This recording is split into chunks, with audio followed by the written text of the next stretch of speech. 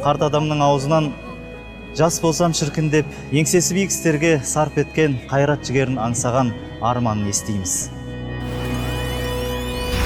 Уақыттың қадірін қалай ескермей жүрсек, жастықтың да қадірін солай білмейміз. Ал бүгінгі жастар ше? Әрине, бәрі емес. Көпшілік жастар ненің қадірін біліп, не нәрсені бағалап жүр?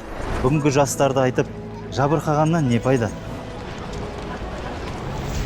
Сананы улаған, өсек аяңға толы виртуалды өмірмен тіршілік еткен бүгінгі жас толқын бекершілікке, көрсе қызарлыққа, шындығын айтсақ, түкке тұрмайтын пайдасыз дүниелермен алданып жүр.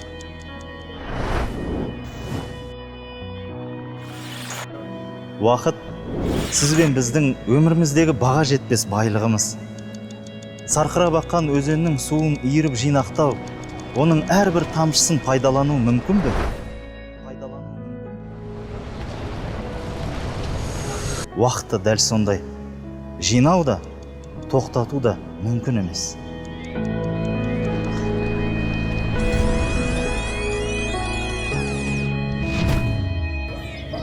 Өкініштісі, біз сол уақытымызды көп жағдайда смартфонға жұмсаймыз.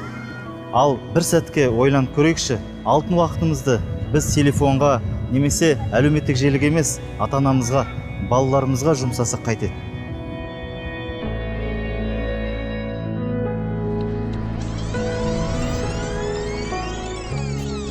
Адамның адамдығы ұрпағымызға жақсы өнеге қалдыру болса керек.